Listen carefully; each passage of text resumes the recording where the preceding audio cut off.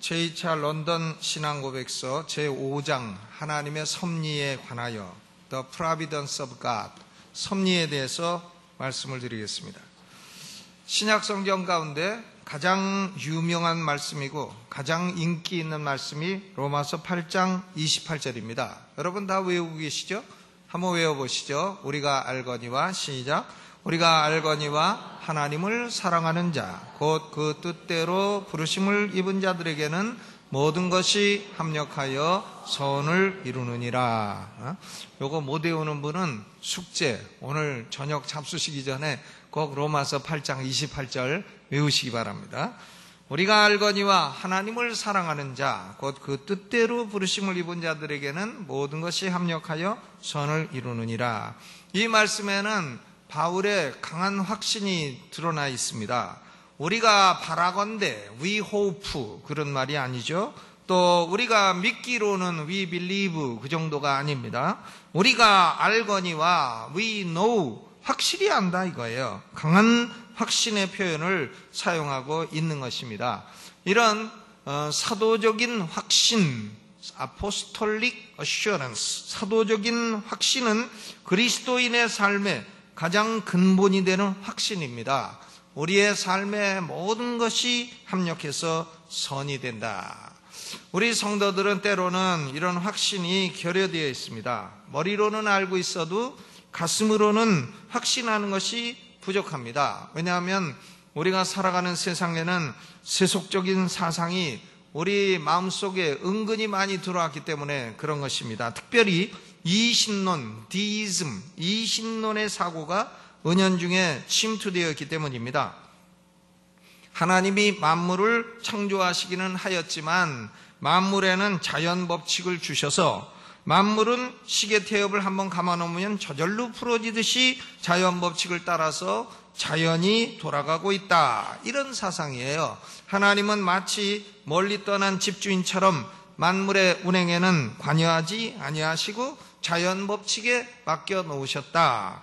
이런 사상을 시계태엽 신관이라고 말을 합니다. 이 시계태엽 신관을 이신론, 이성이 만들어낸 신이다. 그래서 이신론이라고 말을 합니다. 이게 이신론인지 뭔지 몰라도 우리 현대인의 사고 속에는 이런 사고가 은연중에 많이 들어가 있다 이것입니다. 하나님이 만물을 창조하셨다고 하더라도 하나님은 만물에 관여하지 아니하시고 자연 법칙에 따라 만물은 돌아가고 있다. 우리는 일반적으로 그렇게 생각하고 있다는 것입니다.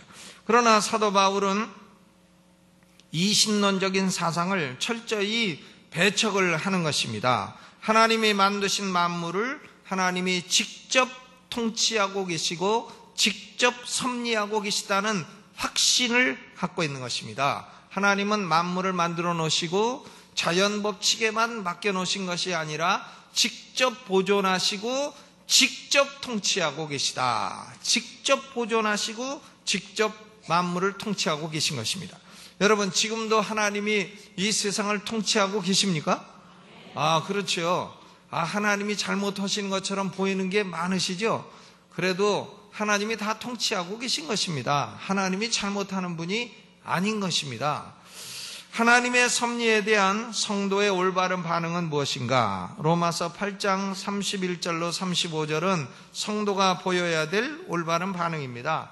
로마서 8장 31절에 그런즉 이 일에 대하여 우리가 무슨 말하리요? 만일 하나님이 우리를 위하시면 누가 우리를 대적하리요? Who can be against us? 누가 우리를 대적하리요? 또 로마서 8장 33절에 누가 능히 하나님의 택하신 자들을 송사하리요? 로마서 8장 34절 누가 우리를 정죄하리요? 로마서 8장 35절 누가 우리를 그리스도의 사랑에서 끊으리요? 하나님이, 우리를 사랑하시는 하나님이 만물을 통치하고 계시기 때문에 우리를 대적할 자도 없고 우리를 송사할 자도 없고 우리를 정죄할 자도 없고 하나님의 사랑에서 우리를 끊을 자도 없다. 이런 확신을 가져야 되는 것입니다. 여러분, 우리를 하나님의 사랑에서 끊어놓을 존재가 있나요? 없습니다. 우리를 하나님 앞에 송사해가지고 하나님 저 사람 지옥 보내야 됩니다, 이렇게 말할 존재가 있나요? 없습니다. 누가 우리를 송사하리요? 또 우리를 정죄를 해가지고는 저 사람 죄 있는 거 다 아는데 하나님 저 사람을 왜 천국에서 받으십니까? 저 사람 지옥 보내야 됩니다, 이렇게 정죄할 존재가 있나요? 없습니다. 왜? 예수님이 딱 나타나셔서 내가 저 사람 죄값을 다 갚았는데 네가 뭔데 까부냐? 그러면 싹 도망가도록 돼 있어요. 우리를 정죄할 자도 없고 우리를 송사할 자도 없고 우리를 그리스도의 사랑에서 끊을 자도 없고 우리를 대적할 자도 없다. 아멘. 얼마나 감사해요. 왜냐하면 하나님이 모든 것을 섭리하시고 하나님이 우리를 위해 주시기 때문인 것입니다. 오전 설교에도 말씀을 드렸지만 하나님이 우리를 위하십니다. 그러니까 옛날 그리스도인들은 라틴 말로 데우스 프로 노비스, 이것을 슬로건으로 삼았어요.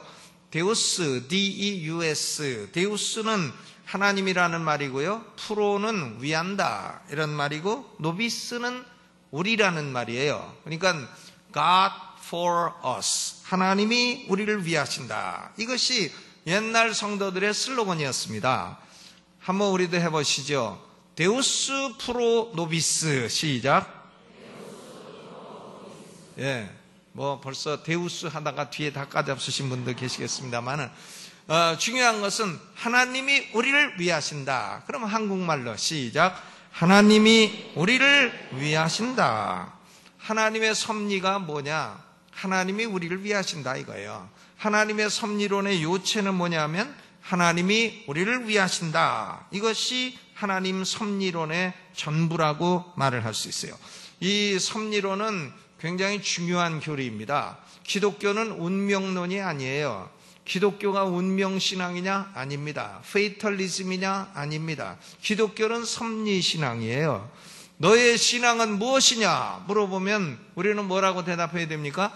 섭리신앙이다. 섭리신앙. 이 이슬람은 운명론이에요. 이슬람은 운명론입니다. 그러니까 이슬람 신도들은 인생을 살아가는데 적극성이 없어요. 그러나 섭리신앙을 믿는 사람들은 하나님을 의지하고 적극적으로 살아가는 것입니다. 운명론과 섭리론은 굉장히 달라요. 운명론은 눈 감고 믿는 거예요. 그러나 섭리론은 눈 뜨고 믿는 것입니다. 그런 정도로 다른 것이에요. 그러면 섭리라고 할 때에 섭리의 개념이 뭐냐? 섭리는 영어로 프라비던스라고 합니다. 프라비던스. 미국 가면 로드 아일랜드 주의 수도가 프라비던스예요. 섭리라고 하는 도시가 있습니다.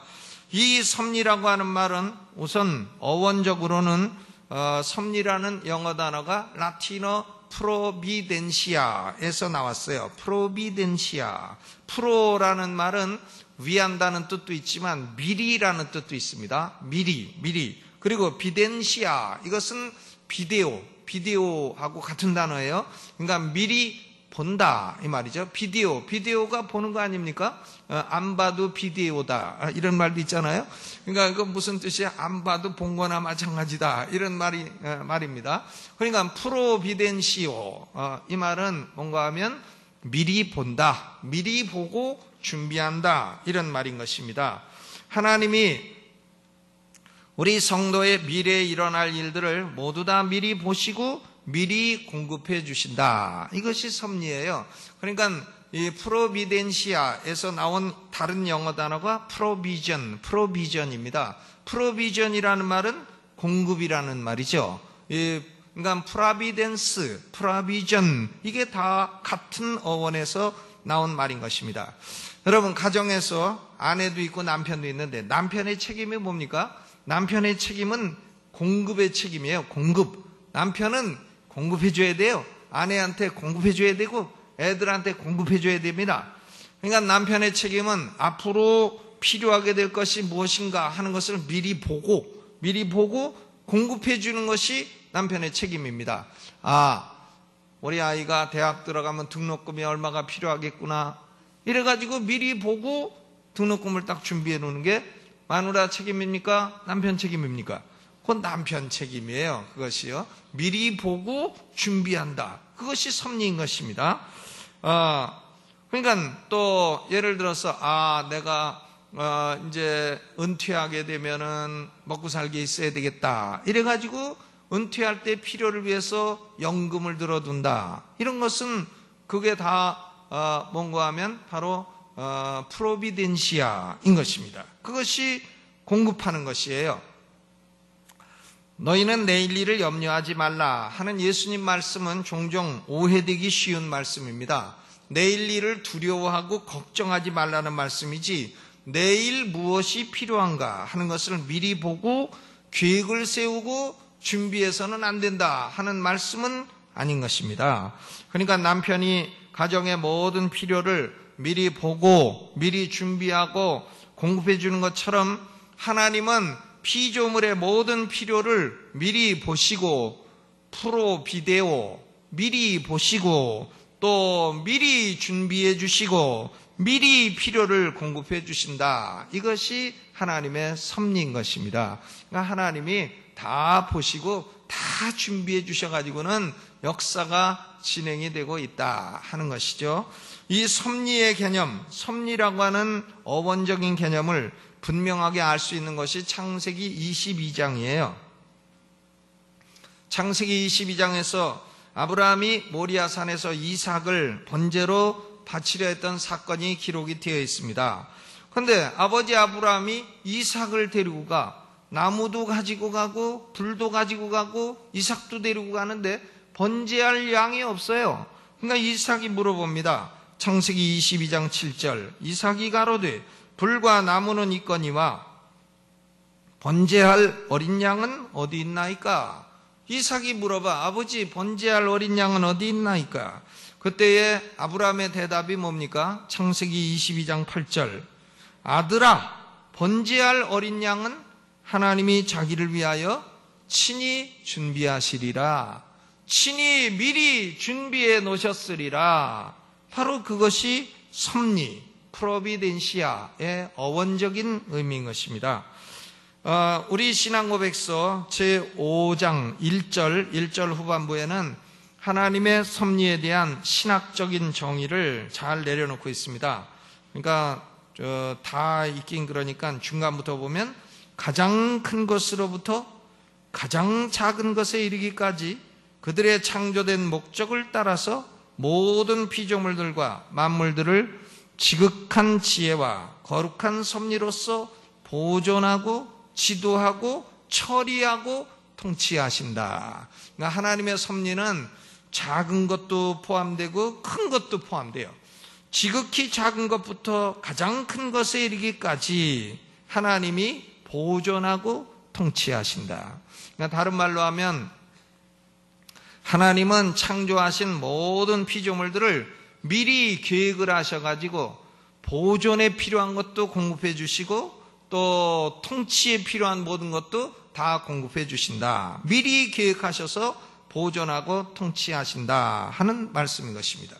그러므로 모든 일이, 역사 속에 일어나는 모든 일은 제1원인은 뭐냐? 제1원인은 하나님이 영원전에 세워놓으신 계획, 하나님의 작정이에요. Decree of God. 그것이 하나님의 세워놓으신 계획이기 때문에 그것이 인간사에 일어나는 모든 일의 제1원인입니다. 그런데 시간과 역사 속에서 하나님의 작정이 현실적으로 이루어지도록 하는 제2원인이 뭐냐? 그것이 바로 하나님의 섭리인 것입니다. 그러니까 하나님의 작정은 영원전에 세워놓으신 하나님의 계획이고, 하나님의 섭리란 그 계획이 역사 속에서 구체적으로 이루어지도록 하는 것이 하나님의 섭리다, 이런 말씀이죠. 그러면 하나님이 섭리하시는 것의 두 가지 영역이 뭐냐? 하나님의 섭리는 두 가지가 있습니다. 피조물을 보존하는 것, preservation, 보존하는 것과 두 번째는 통치하는 것, government, 보존과 통치예요. 먼저 하나님의 섭리는 창조하신 피조물들을 보존하시는 겁니다. 여러분, 지금 만물이요, 태양도 적당한 온도를 비춰주고 달도 적당한 데 떴다 지고 이러는 게 우연이 되는 겁니까? 아이, 놀라운 일 아니에요? 태양이 어떻게 적절한 온도를 우리에게 추나추동 비춰주고 있나? 그게 10도만 태양이 갑자기 좀 졸아갖고 10도를 올렸다. 그럼 우리는 죽는 겁니다. 다 죽는 거예요. 아, 갑자기 5도가 태양의 온도가 떨어졌다. 그럼 우리 살 수 없습니다. 그렇죠? 예, 태양이요 1, 2도 온도 차만 나도 난리 나는 거예요, 이 세상에요. 근데 어떻게 태양이 저게 저 멀리 있는 게 적절하게 거리를 유지하고 온도를 지켜주나? 이걸 우연한 일이라고 생각합니까? 그 바보 아니면 그런 생각을 할 수 있습니까? 여러분, 그러니까 이 만물이 보존되는 것은 하나님의 섭리예요. 놀라운 일이죠. 구약성서에 하나님이 만물을 창조하신다고 할 때 사용된 히브리어 동사가 바라입니다. 바라. 무슨 동사라고요? 바라. 그러니까 베레시트 바라 엘로힘, 창세기 1장 1절이 그렇게 돼요. In the beginning he created the God. 하나님이 태초에 천지를 창조하셨다. 그러니까 바라라고 하는 동사는 단지 만들어 놓고 끝났다는 얘기가 아닙니다. 바라는 만드신 것을 계속해서 보존해 주신다 하는 사상을 포함하고 있어요. sustain 혹은 preserve, 보존해 주신다. 그러니까 오늘 우리가 읽은 본문 히브리서 1장 3절에도 이는 하나님의 영광의 광채시요 그 본체의 형상이시라. 그의 능력의 말씀으로 만물을 어떻게 하신다고요? 붙드신다. 능력의 말씀으로 만물을 붙드신다. 그러니까 이 만물은 예수 그리스도의 말씀으로 보존되고 있는 것입니다. 만물만 보존되고 있는 것이 아닙니다. 우리도 하나님의 섭리 때문에 보존되고 있는 것이에요. 사도행전 17장 28절을 보면 우리가 그를 힘입어 살며 기동하며 있느니라. 살며 기동하며 있느니라. 그러니까 나를 지으신 분도 뭐라 그랬어요? 하나님. 노래 불렀잖아요. 나를 지으신 분도 하나님. 또 나를 부르신 분도 하나님. 나를 보내신 분도 하나님. 나를 지켜주시는 분도 하나님. 나를 보존해 주시는 분도 하나님. 내가 숨쉬고 내가 움직이고 내가 지금 기동하고 내가 먹고 있고 내가 먹은 것을 소화하고 내가 생각하고 내가 말할 수 있고, 여러분 이것이 우연히 되는 것입니까? 아닙니다. 이것이 바로 하나님의 보존의 섭리라는 말씀인 것입니다. 하나님이 보존해 주시기 때문에 내가 숨쉬고 말할 수 있는 것이에요. 여러분 이 세상에 산소가 부족해봐요. 어떻게 숨쉬나. 그러니까 선교를 가도 몽고 같은 데 가면은, 몽고에 가면은 이 선교사들이 뭘 메고 다니냐면은 산소통을 메고 다녀요.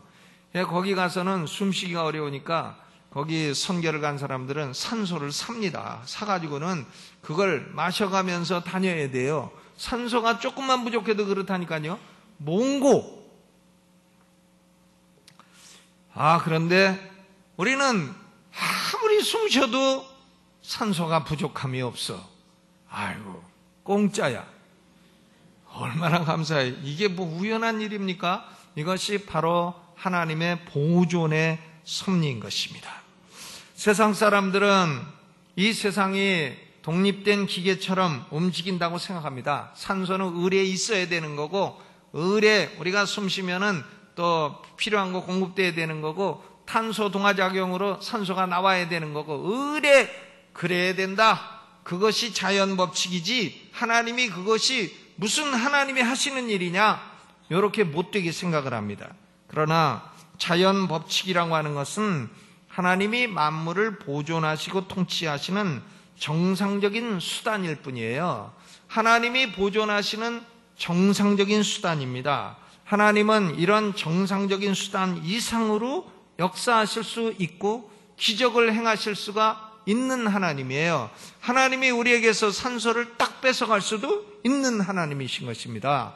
그러니까 우리 신앙고백서 3절을 보면 하나님은 일반적인 섭리에 있어서 여러 수단들을 사용하신다. 그 수단, 정상적인 수단이 뭡니까? 자연법칙이에요. 자연법칙. 그러나 그 수단이 없이도 그 수단 이상으로 혹은 그 수단에 반대되는 것이라도 자신이 기뻐하시는 대로 자유롭게 역사하신다. 이것은 자연법칙을 넘어서서 기적을 행할 수도 있다는 그런 말씀인 것입니다. 여러분, 하나님이 기적 행하실 권리가 있으십니까? 있으시죠. 얼마든지 있으시죠. 자연법칙으로는 안 되는 거 있잖아요. 물이 포도주가 됩니까? 자연법칙으로? 물. 근데 예수님이 갔다가 맹물을 갖다 부어라 하고 다시 퍼와라 하니까 그것이 나폴레옹 꼬냑이 됐다 이거예요. 야, 그게 놀라운 일이죠. 자연법칙과 어긋나는 자연법칙을 넘어서서 행하는 하나님의 섭리인 것입니다. 하나님은 얼마든지 그러실 수 있어요. 그런데 하나님이 일반적으로는 정상적인 섭리의 법칙을 따라서 자연을 운행하십니다. 그 정상적인 섭리의 수단을 가리켜서 우리가 자연법칙이라고 말을 하는 것입니다. 그러니까 성경은 분명히 선포합니다. 창조도 하나님의 활동이고 만물이 보존되는 것도 역시 하나님의 활동이다. 여러분 그렇게 믿으십니까? 그러니까 내가 숨 쉬는 것도 하나님 은혜요. 내가 먹는 것도 하나님 은혜입니다. 하나님이 은혜 안 주시면 숨 쉴 수 없어요. 하나님이 은혜 안 주시면 먹을 수도 없어요. 먹는 게 뭐 보통 일인 줄 아십니까? 먹고 맛을 안다. 배가 부르다는 걸 안다. 내처는 나보고 밥 빨리 먹지 말라고. 왜냐하면 밥을 먹으면 뇌가 배부른 걸 아는데 20분 걸린다네. 근데 나는 3분 만에 다 먹으니까 이게 배가 부른지를 느낄 여유가 없대네요. 응? 그래가지고 20분을 넘겨 먹으라 그러는데 바보 죽겠는데 언제 그냥 그거 가지고 기적거리고 20분을 넘겨 먹겠어요. 그러니까 딱딱 먹고. 왜 그렇게 빨리 먹냐 그러면 군대에서 그렇게 먹으라고 배웠다고. 그리고 하니까 군기는 다 빠진 게 그것만 남았냐고 또 그래요. 그렇죠. 창조도 하나님 활동이고요. 내가 보존되고 만물이 보존되는 것도 하나님의 활동이에요. 그러니까 만물이 보존되는 하나님의 활동을 가리켜서 우리가 뭐라고 말을 합니까? 그것이 providence of God, 하나님의 섭리인 것입니다. 하나님의 섭리의 두 번째 영역은 하나님이 피조물을 통치하시는 겁니다. government, 통치하신다. 우리 현대인들의 사상 가운데 가장 악한 사상이 뭔가 하면 온 우주와 인간이 우연히 움직이고 있다는 사상이에요. 우연히 그런 일이 일어났다 이렇게 생각하는 것입니다. 그러나 우연이라고 하는 것은 chance, 이것은 하나의 수학적인 개념에 불과한 것입니다. 우연이라는 것이 무슨 일을 발생케 하는 능력이 있는 게 아니에요. 우연히 무슨 능력이 있습니까? 우연이란 그저 통계를 내다 보니까 잘 안 나오는 게 어떻게 나왔다, 이런 통계적인 개념이지 우연히 뭘 만들어내고 우연히 뭘 보존하고 우연히 뭘 다스리고 그렇습니까? 그렇지 않습니다. 그러니까 우연은 무슨 일을 발생케 하는 능력이 있는 것이 아닙니다. 우리 신앙고백서 5장 2항 중반을 보게 되면 5장 2항 2절을 보죠. 모든 사건들이 변함없고 오류 없이 발생하는 것은 제1원인인 하나님의 미리 하심과 작정에 따라 일어나게 되는 것이다. 하나님의 작정이 제1원인이에요. 우연히 일어나는 일은 아무것도 없으며 또한 하나님의 섭리에 개입 없이 일어나는 일도 아무것도 없다. 그러나 제2원인의 본질에 따라서 필연적으로 혹은 자유롭게 혹은 뜻하지 않게 이루어지는 일들은 동일하신 하나님의 섭리에 의한 것이다. 그러니까 이 세상에 일어난 일들은 제1원인은 영원전에 세워지신 하나님의 작정이고 제2원인은 하나님의 섭리인 것입니다. 우연히 일어난 일은 있다 그랬어요? 없다 그랬어요? 아무것도 없다. 그러니까 모든 일은 하나님의 통치 아래에 일어나는 것입니다.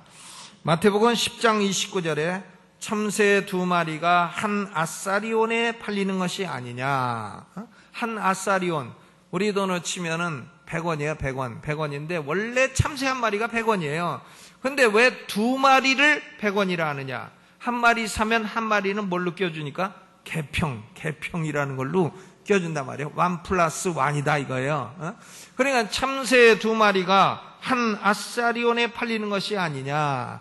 그러니까 유대인들은 이 참새는 아주 하찮은 새로 생각합니다. 우리는 참새구이가 아주 비싸고 맛있는 구이인데 이 사람들 참새를 너무 업수 여긴 것 같은데. 그런데요, 참새가 이렇게 1+1 하나만 사면 하나는 공짜로 껴주는 이런 짐승이라 할지라도 너희 아버지께서 허락지 아니하시면 그 하나라도 땅에 떨어지지 아니하리라. 참새 한 마리 하늘에서 떨어지는 것도 하나님의 통치라 이 말이에요. 우리 머리카락 하나 빠지는 것도 하나님의 통치라. 아멘. 아이, 왜 내 머리는 이렇게 통치하셨나. 좀. 그러니까 우연한 일처럼 보이는 것도 우연한 일은 없다는 겁니다. 작은 일도 하나님의 통치를 벗어난 일은 없다는 것이에요. 다니엘서 4장 35절에 7년을 짐승처럼 지내는 형벌을 받은 느부갓네살 왕, 바벨론 왕 느부갓네살은요, 7년 만에 제정신이 딱 돌아와서 한 말이 있습니다.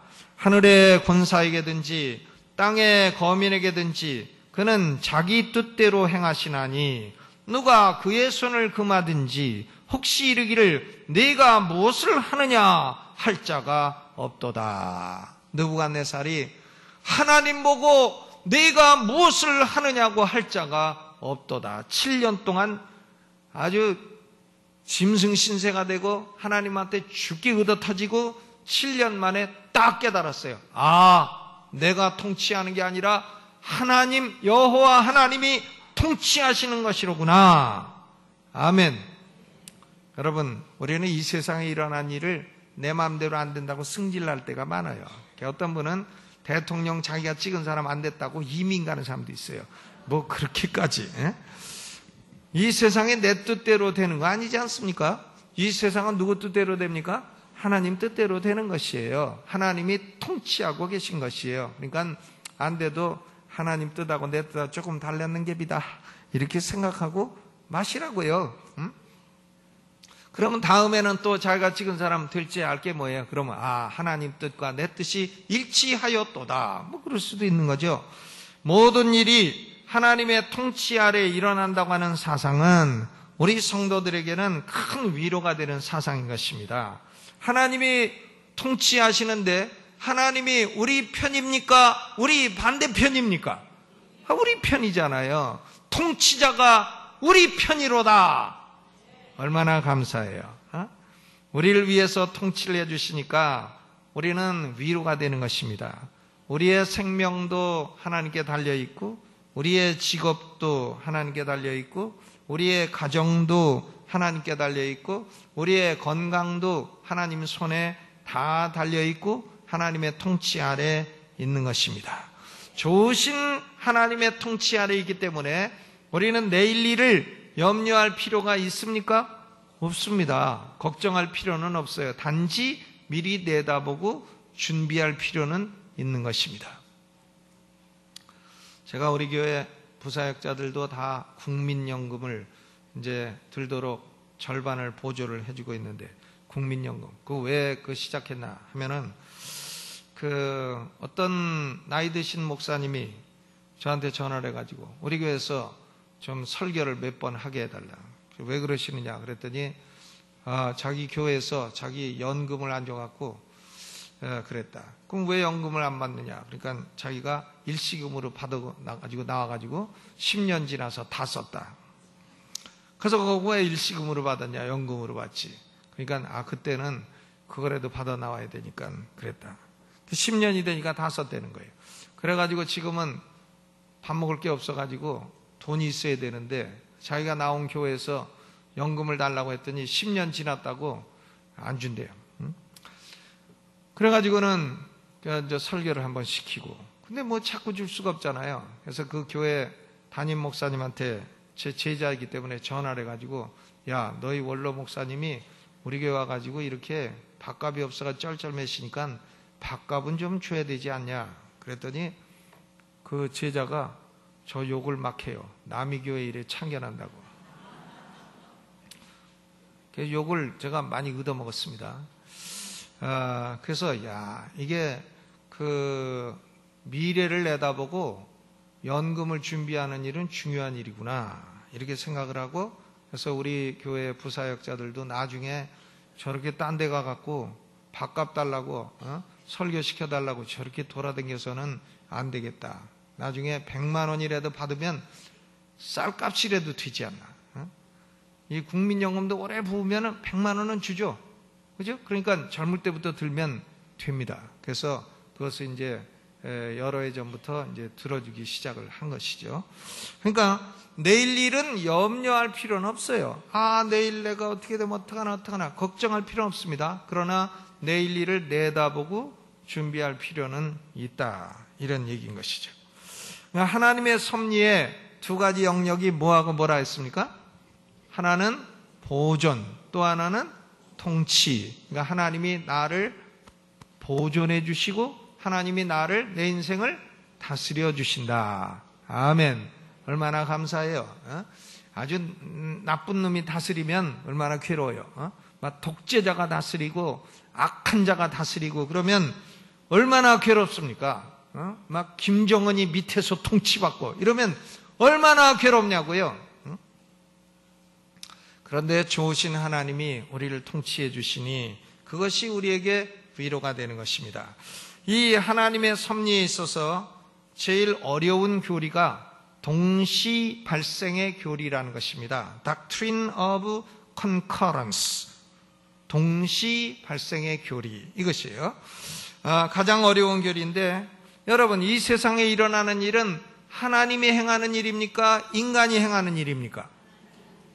하나님이 행하는 일이죠. 왜? 이 세상에 일어나는 모든 일은 하나님이 섭리하시기 때문에 어떤 의미에서는 하나님이 행하시는 일이에요. 그러나 인간도 자율적인 의지를 가지고 행하기 때문에 또 다른 의미에서는 인간이 행하는 일인 것입니다. 그런데 같은 일도 하나님이 행하시는 일이기도 하고 인간이 행하는 일이기도 한 것이에요. 그러니까 이 동시 발생의 교리를 쉽게 이해하려면은 뭘 생각하면 되냐면은 양수리를 생각하면 돼요. 양수. 여러분, 양수가 뭐예요? 두물 아니에요? 양 두 개다 이거고, 수, 물수자, 두물. 그러니까 양수리를 순 우리말로 하면 두물머리예요. 그러니까 두물머리가 뭐냐? 북한강하고 남한강하고 양수리에서 만난다. 그래서 두물머리 아닙니까? 그러니까 동시 발생의 교리라고 하는 것은 이 세상에 일어나는 모든 일은 하나님이 행하시는 일이기도 하고 인간이 행하는 일이기도 한데 이 두 가지가 결국은 한 가지 목적을 이루게 된다. 그러니까 동시 발생의 교리, Doctrine of Concurrence, 이것을 이해하려면 뭘 생각하면 돼요? 두물머리를 생각하면 되겠습니다. 그러면 질문이 생겨요. 인간이 죄를 지었을 때에 그 죄도 하나님이 행하신 것이냐? 아니, 이 세상에 일어난 일을 하나님이 행하시고 인간이 행했다면 죄도 하나님이 행하신 것이냐? 이런 질문이 나오는데 우리 신앙고백서 5장 4절 후반을 한번 보시죠. 5장 4절. 하나님은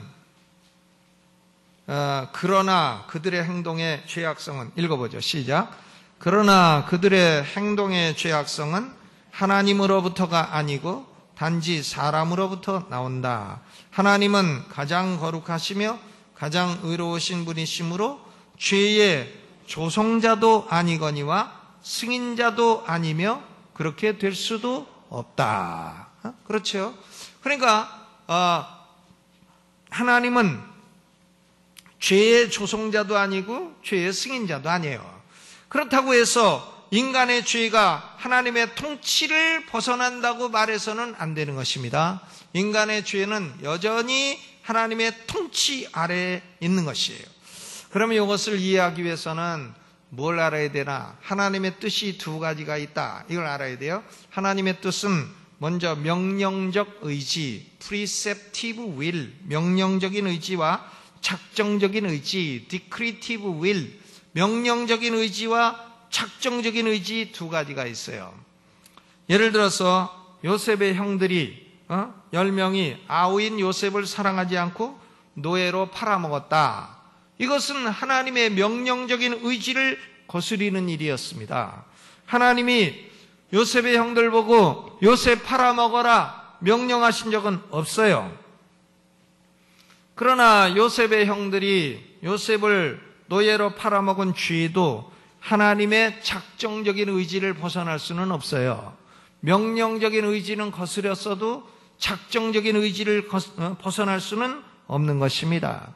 그들의 행동도 하나님의 통치 아래에 있었던 것입니다. 하나님은 요셉의 형들의 죄까지도 모두 선으로 바꿔놓으시는 무궁한 지혜와 능력의 하나님이신 것입니다.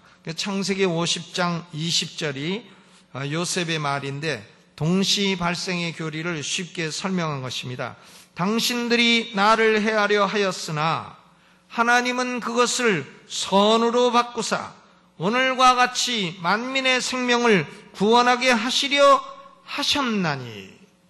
그러니까 요셉의 형들이 죄를 지을 때에도 그 죄는 하나님이 그렇게 하라고 시킨 건 아니죠. 그러나 그 죄도 하나님의 거대한 계획을 벗어날 수는 없는 것이다.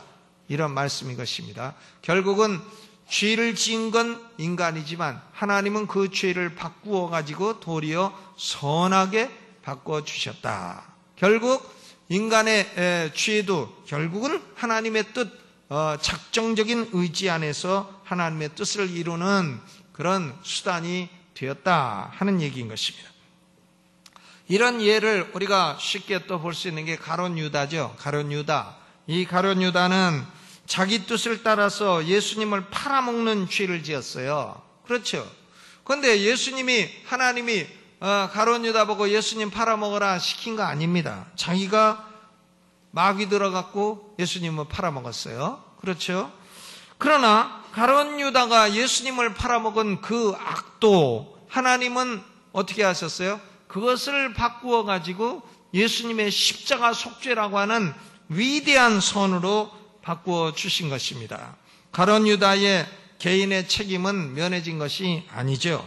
하나님의 작정적인 의지를 이루었다고 해서 명령적 의지를 거역한 죄가 무마되는 것은 아닙니다. 그러니까 인간의 죄도 하나님의 명령했거나 승인했거나 하나님이 시킨 건 아니에요. 아님에도 불구하고 인간의 죄도 하나님의 작정적인 의지라고 하는 범주를 벗어날 수는 없다는 그런 얘기인 것입니다. 결국 인간은 자유스럽게 행하고 하나님도 행하시지만 그 두 가지는 만나서 한 가지 목적을 하나님이 행하시고자 하는 목적을 다 이루게 된다. 이 진리를 뭐라고 합니까? 동시 발생의 교리. 동시 발생 모르면 뭘 생각하라고요? 두물머리. 이제 결론을 내겠습니다. 우리의 삶의 분명한 진리는 세 가지예요. 첫째, 하나님이 우리를 보존하고 통치하신다. 아멘. 나를 보존하고 통치하시는 분은 하나님이시다. 둘째, 하나님은 내 편이에요, 네 편이에요? 내 편이시다. 나를 위해 주신다. Deus pro nobis. God is for us. 하나님이 우리를 위해 주신다. 그리고 세 번째, 하나님이 내게 일어나게 하시는 모든 일들은 비록 그것이 내가 죄를 지었다 할지라도 그것이 다 합하여 결국 뭐가 된다? 선이 된다. 모든 것이 다 합하여 선이 된다. 그러면 죄를 지어도 된다는 얘기입니까? 그런 건 아니죠. 죄를 지어도 하나님이 선으로 바꾸시지만 죄를 지은 그 값은 우리가 지옥 가는 형벌로 치르지는 않는다 할지라도 징벌은 받을 수도 있고 그런 것입니다.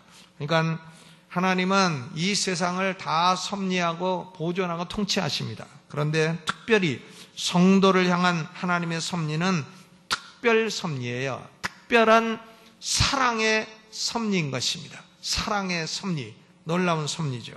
그러니까 신앙고백서 맨 마지막 7절을 읽어보시죠. 시작. 하나님의 일반적인 섭리는 모든 피조물에게 미친다. 그러나 하나님의 교회를 보존하고 교회에 관련된 모든 일을 선하게 처리하시기 위해서는 특별한 섭리를 사용하신다. 이 특별한 섭리는 무슨 섭리입니까? 사랑의 섭리, 사랑의 섭리인 것입니다. 하나님이 우리를 향해서 사랑의 섭리를 행하십니다. 우리를 보존해 주시고 우리를 사랑으로 통치해 주신다. 얼마나 감사해요. 이런 진리가 없이 우리는 어떻게 살아갈 수 있겠습니까?